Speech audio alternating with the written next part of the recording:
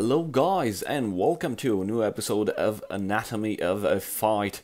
This is episode 2, and I'm proud to present this will become a series starting now. Actually, the first one was a pilot, trying to get feedback from you guys. Feedback was great, and here we are, doing stuff that we like. We're doing commentaries on great matches. First of all, I would like to announce a special giveaway. You heard right. It's a giveaway of a code for a 60 packs of Elder Scrolls Legends Morrowind, Houses of Morrowind. So there's 60 packs in that code.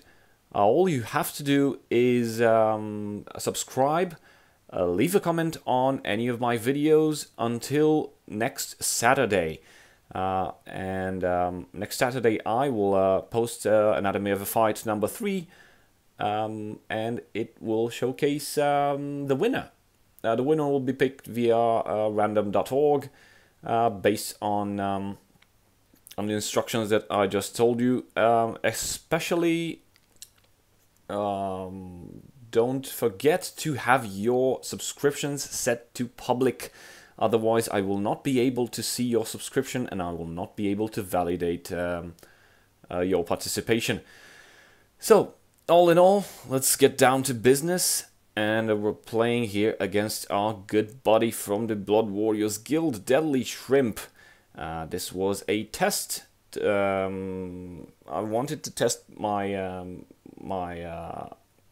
Catapult warrior against his archer. He stated that his archer is great, and I knew my Catapult warrior was also great, and I decided to put them to the test, see how they fare against each other. Now his archer also has factotums. Now my initial worry here was if one factotum got out and it got lethal, then the next one will definitely get guard, and all the factotums onwards will be guards with lethal. Not to mention the reflective automaton, which is basically another factotum that posed some real problems here. There it is. The second factotum sets to guard. Basically, this match was, I know, I could have thrown it out the window right from the start. Could have conceded right here. I was very discouraged. Deadly Shrimp's archer deck is spectacular if you see it in action sometime. I don't know, during on the ladder or in a friendly match. So at this point, I was really not sure what to do, because I kind of needed the boost. The haunted spirit was about to die, so the only thing right to do was to use that vanguard, even though strong knowledge that it will die very soon. So this was my initial fear with the factotums. The second fear came afterwards, like a punch. Oh, there's the Fighters Guild recruit. That vanguard is surely gonna die. The second fear was regarding the assembled Titan. Now we all know what happens when the Titan hits the board. Every factotum that comes afterwards will just use whatever the Titan uses. And putting salt on the wound. And another Fighters Guild recruit. And a Brotherhood Slayer into the field lane. So when the Titan hits the board, basically every factotum, if you choose gain 2 life, deal 2 damage to the player, then every factotum summoned afterwards will just do the same. And that's basically either winning by default by summoning factotums, or by just being unable to die, gaining HP every time you summon a factotum, so on.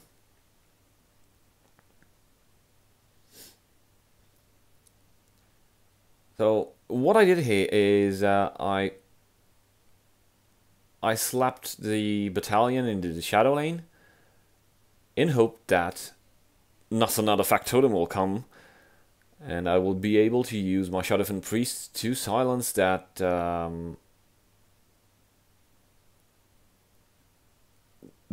Fighters Guild recruit. Unfortunately, the factotum that was thrown into the shadow lane basically just destroyed any possibility of doing that. So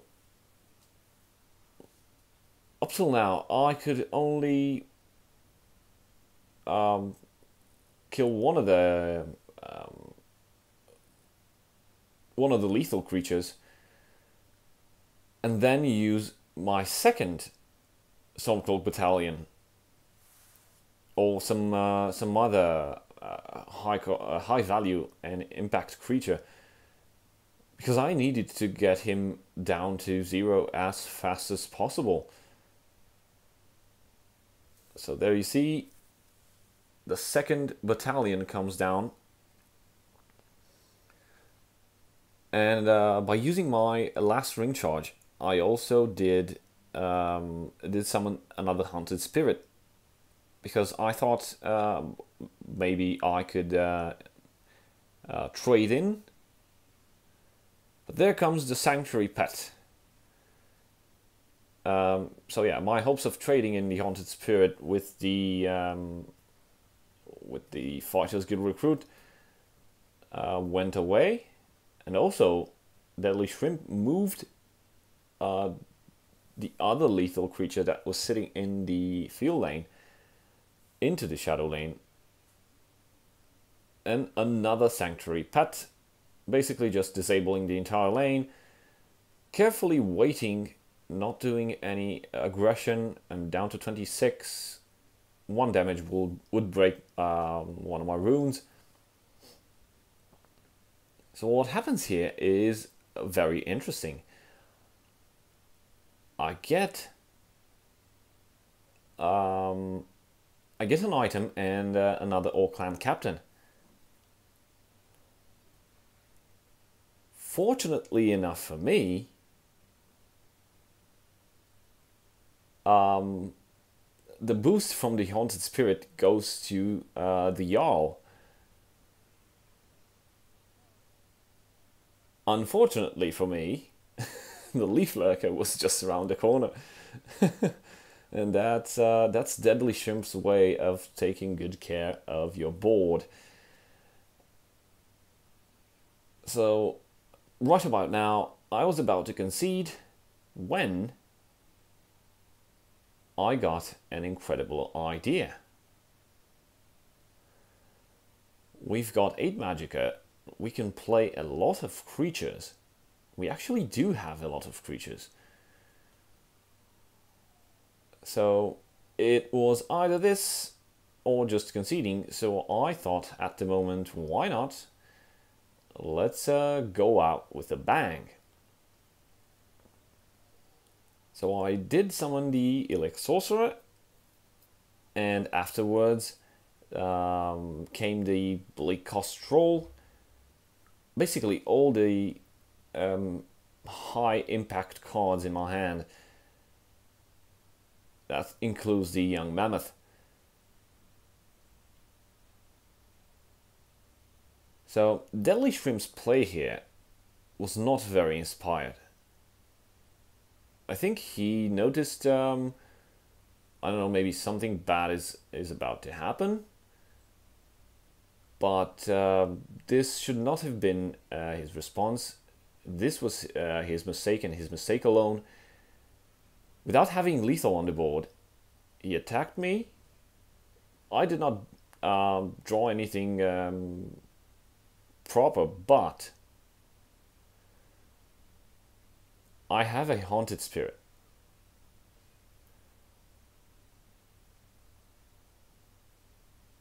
And right now, there's a tiny bit of hope.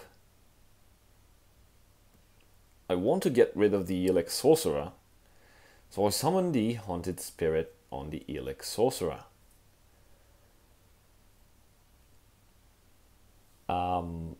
After this,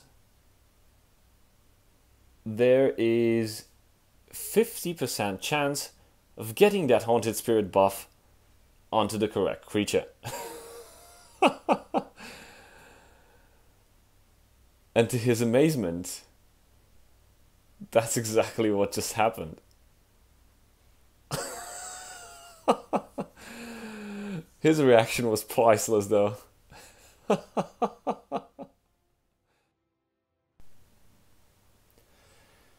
So this next match is, I think, one of my favorite matches, and I'll tell you why. It's something that I did on the run. It's a makeshift deck. So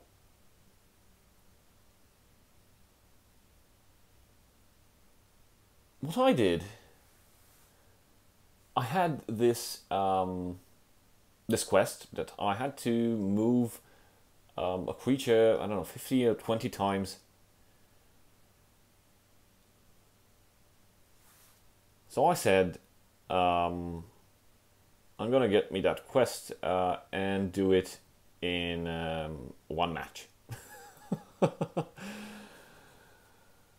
So we have in this deck a lot of move this creature, move this creature, and move this creature. It's 0 cost, 1 cost, 3 cost, 2 cost. A lot of move this creature kind of thing. And my initial draw was quite good, considering that I put in the deck only that and a couple more stuff just for protection. As you can see, that Phalanx Exemplary in my hand. So there we have the Raider, Silt Raider. This basically moves a creature from the other lane to where it was summoned. And basically I just saved my Goblin Skulk. With the Goblin Skulk, I drew another Move in Shadows, and hopefully some more Move in Shadows.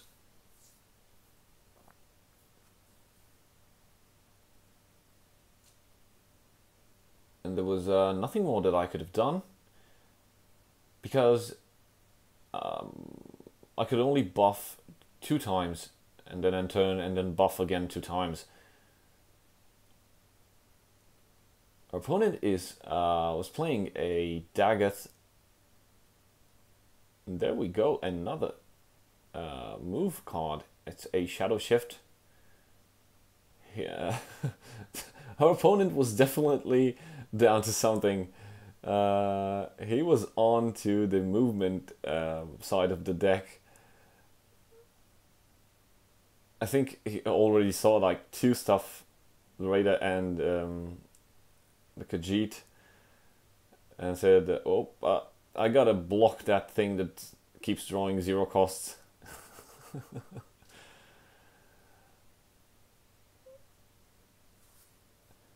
So we moved again.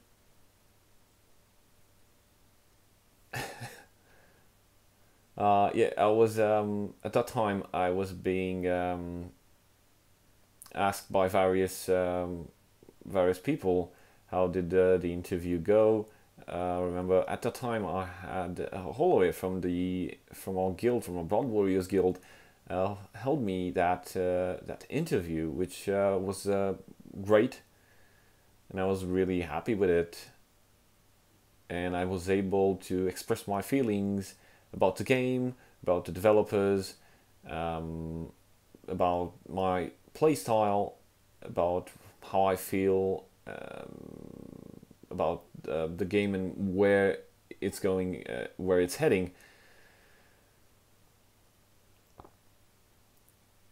So yeah, it was a great experience. Back to our match. Short answer, we just moved a lot of stuff. As I said, this deck is based on a lot of movement. And so far, we have another Dune Smuggler in hand, 2 Moving Shadows, 1 Tascat.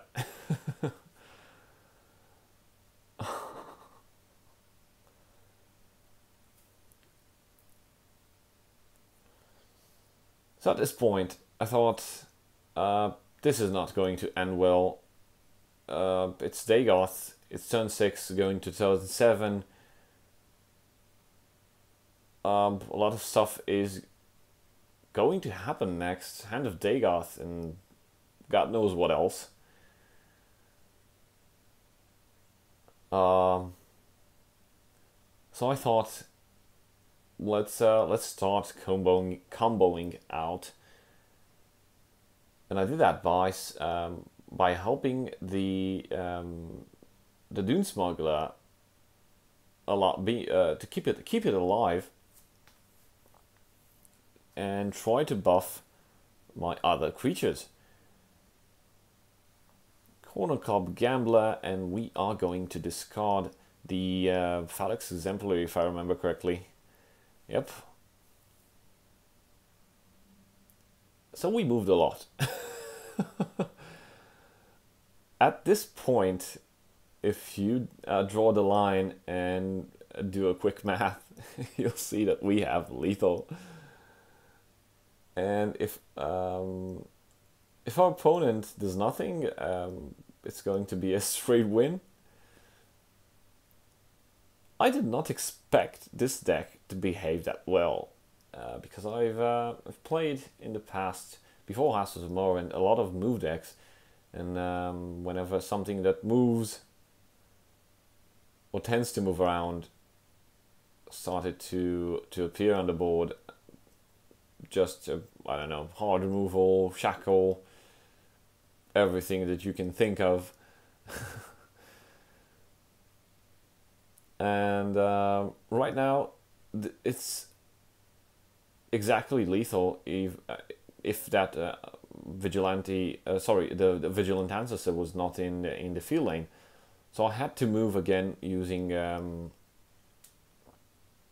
moving shadows, and our opponent just conceded.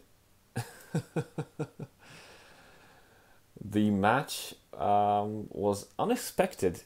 It was a win with the makeshift deck just created to finish up a quest. After this, I thought to myself, okay, I'm not going to play it again. I will not spoil the moment. So this next match, we are playing against Kodlak 9270, also known as Savas Aaron. He is a blood captain in our Blood Warriors guild. He's a great guy. He specializes in aggressive or mid-range decks, mostly Crusader and Sorcerer. Right now we are putting one of the guild's builds, the Burn Prophecy Assassin, to the test against his, let's say, praised Sorcerer. My initial, how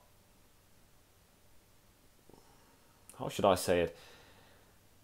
My initial thought was, okay, he wants to test that Sorcerer. I could play something that's right, a counter deck. So I thought, okay, I have the Denial of Service Mage. I have a lot of other control, such as the Dagoth deck with Unstoppable Rage. But I thought, Okay, so we know Sorcerer is a bit slow at sometimes. And the Burn Prophecy Assassin can go, if drawn correctly on the cards, special cards drawn exactly when it is required, then there are high chances of winning. And as you saw, we got actually a pretty good start. Also having the ring. Right after the match started, Kodlak instantly chatted, "Oh, you're playing that deck, and you also have the ring. Whoops." We've got a Ransack in our hand, which we can play in any of the following turns.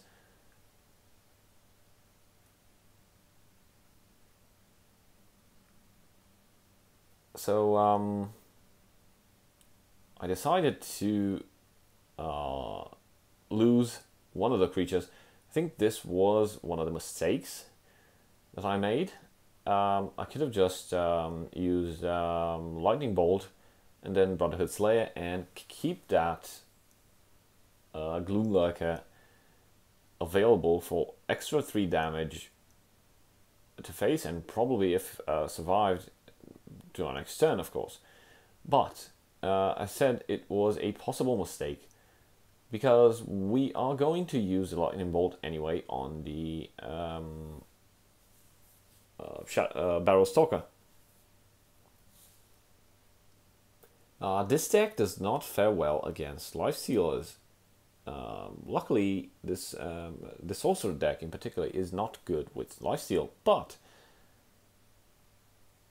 there are 3 copies of the Barrow Stalker, and if buffed properly using, as you can see, Haunted Spirits, this game can turn into a slugfest filled with life gain and God knows what else.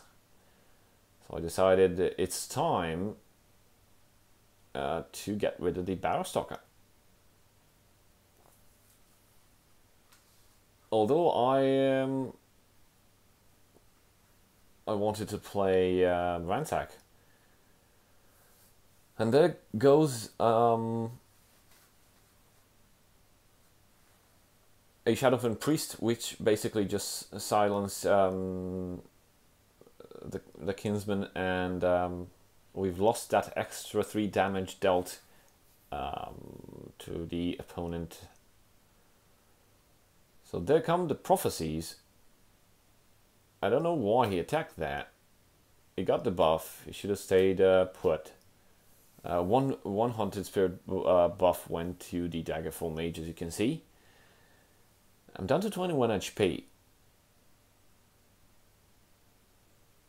And I need to do something fast.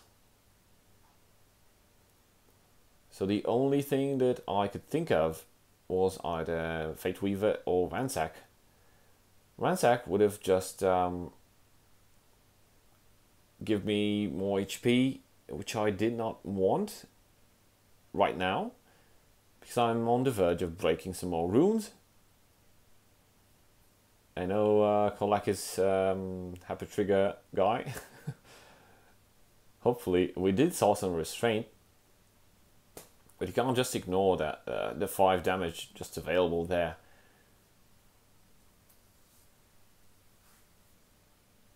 And a Ward Crafter. So this basically sealed the deal. And what happened now is a pretty bad consequence. He didn't know I had a Lightning Bolt and a Crushing Blow. It would have been lethal. So that was an interesting match. It's a lesson learned on why you shouldn't go face when you know specifically, okay, this guy plays, I don't know, Prophecy Battle Mage or Prophecy Assassin. I know he plays it. I know what's going to happen if I break runes. Why keep attacking? Build the board, fill it up, and then attack. Remove any threat that your opponent might summon. Keep the board clean. Get those creatures up and buffed, and attack in one swoop. Preferably lethal. Otherwise, you risk getting into situations like we've seen with Kodlak. There was nothing that he could have done anymore.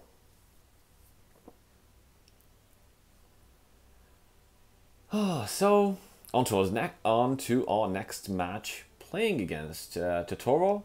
Totoro is a wonderful streamer. We also have him in the Blood Warriors Guild. He decided to... Actually, we decided together to throw a party in-game. He said he'd bring all of his Nord tokens, actually more Nords than tokens. It's a deck filled with Nords. And I brought my my combo mage, if I'm correct. Yep, I remember correctly. It's a combo control mage based on Sealer of Secrets. You've also already seen the showcase for it. Showed it, I think, last week or the week before, or this week at the beginning. Can't really remember, but it was also a deck, a submission for the challenge in which the Brand Prophecy Assassin won. Nobody voted for my deck. I think nobody actually saw what the last 3 or 4 cards were in the deck.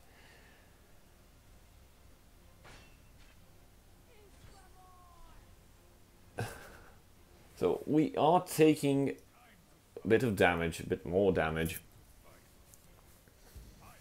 The idea behind this deck is to use every action that we can think of and get rid of as much as possible.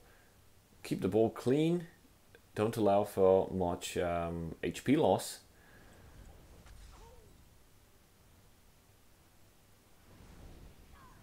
We've used a Firebolt in a Crushing Blow on that Market Bannerman, because that was kind of the real threat right now. And we've left Totoro with just 2 Nord Firebrands.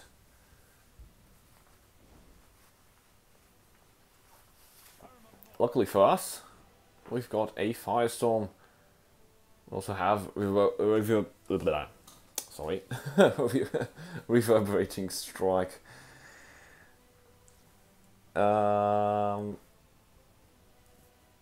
We can always use whatever action we feel it's necessary to clear the board. Remember, but keep in mind you do need to keep javelins, cast into time, important hard removals to eliminate big stuff that you cannot just throw away with an execute or a firebolt. Oh, look, another Crushing Blow.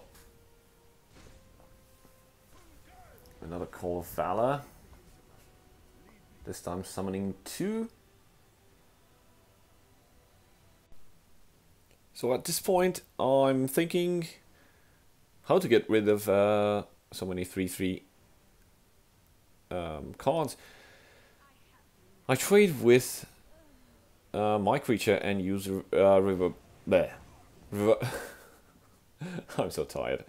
Reverberating Strike to get rid of those, and this is where the fun part begins, because I think I'm starting to exceed the required amount I initially thought was necessary for Stealer of Secrets. Basically, from now on, any action counts towards an extra chance at victory. Here comes a Revealing the Unseen. Revealing the Unseen is a great addition to this deck. As you've seen, the buffs are quite good. And Dawn's Wrath is exactly what we've needed. We had it like for quite some time.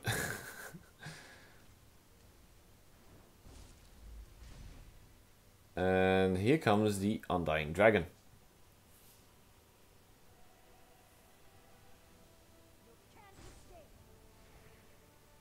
And hopefully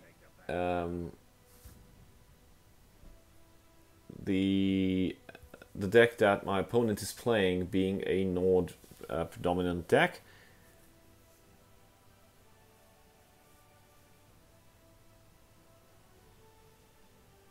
does not have any hard removals.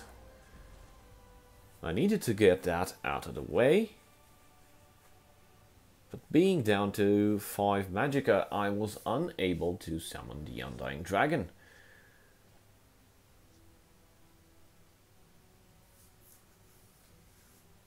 Unfortunately, the second Revealing the Unseen did not have that much of an impact.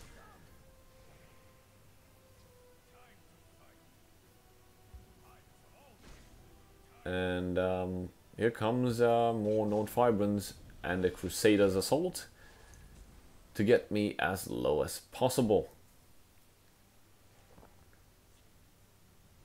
And here the magic happens. So we have Execute, which we just drew. It was I know, it was something unexpected that just came out of the blue. And it was great because it saved me. It saved me from impending doom. Piercing Javelin. Another Revealing the Unseen. We've got Firestorm.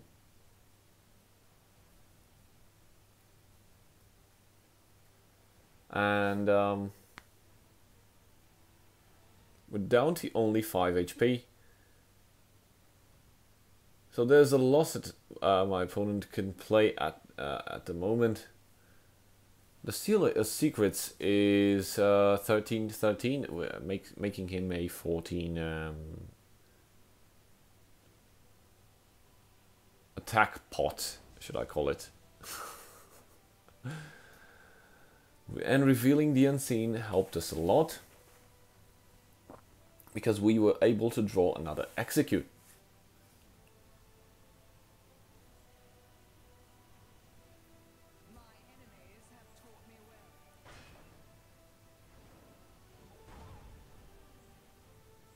So what happened now is my opponent tried to disable the Stealer Secrets summoned onto the board. Being down to 5 HP is not great. As you can see, the Nord Fibrant received a Dagger, and I actually believe that the next card would be a charge. I don't know, an Orc or another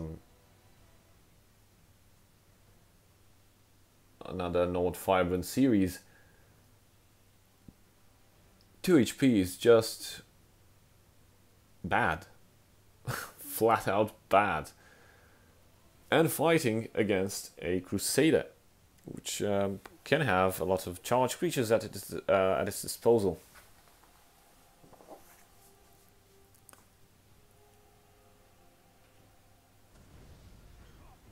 So what I needed to do to get rid of the Node Firebrand, not by casting out.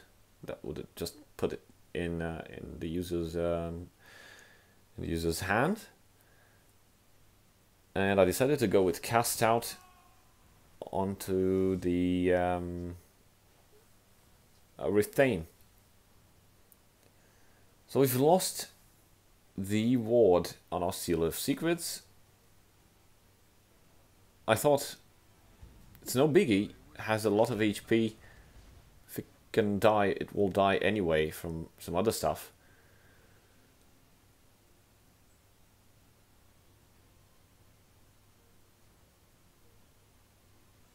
So right now I was contemplating on how to get rid of the Riftain, because I don't want to burn all my action cards.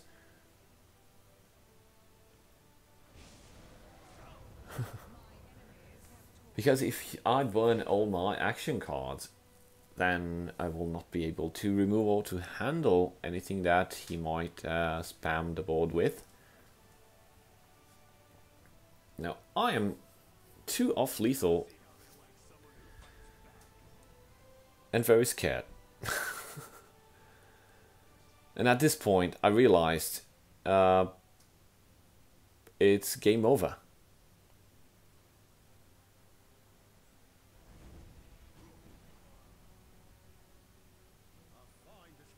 Yep, it really was a fine display. Seeing this on the board, your opponent having this, what would you think? Would you hang on to that open umbrella, saying maybe here comes the silence, maybe I can silence it, maybe I can a lot of sharpshooter it? Yeah, a Seal of Secrets dies from a lot of sharpshooter. Its plausibility, deal 1 damage, silence and deal 1 damage. It basically just eliminates the Seal of Secrets. So that was a really close call match. And that Nord deck was quite a thing.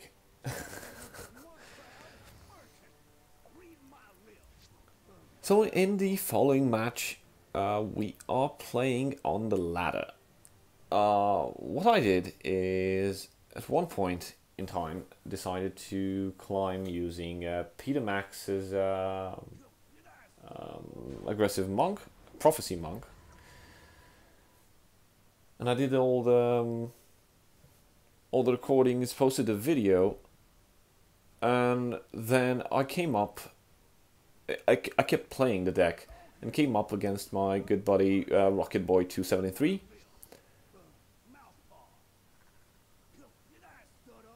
And we faced a lot in tournaments,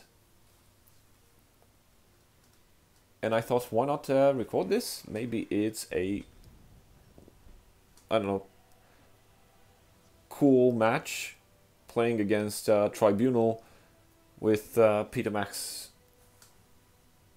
Monk Prophecy.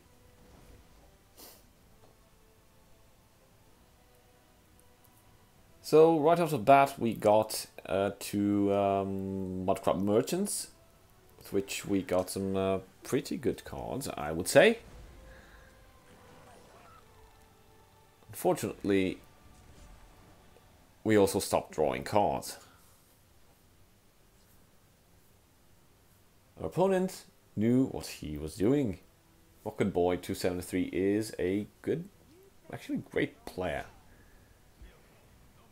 He always thinks the board, takes everything into consideration and plays accordingly. But this deck, Peter Max Prophecy Monk, can just I don't know, break spirits, and you'll soon see why.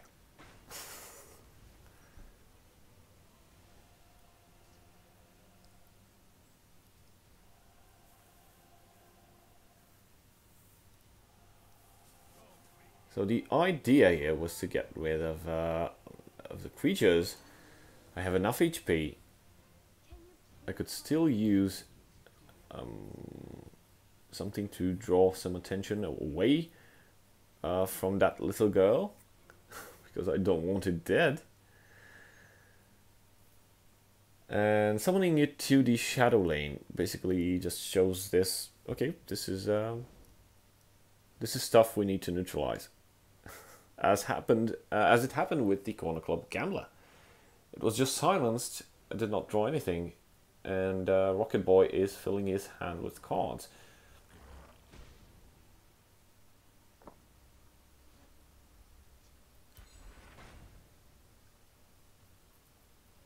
And then came the interesting part. So right now we have 7 damage on the board.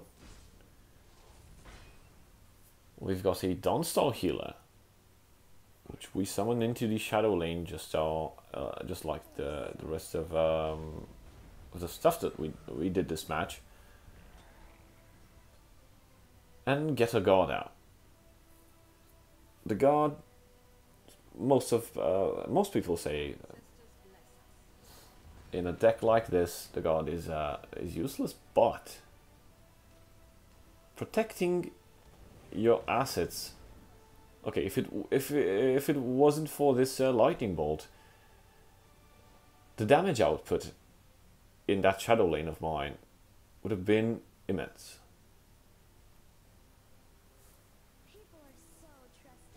Because the cat's paw would have just grown and grown and grown and grown. There's comedy in it, but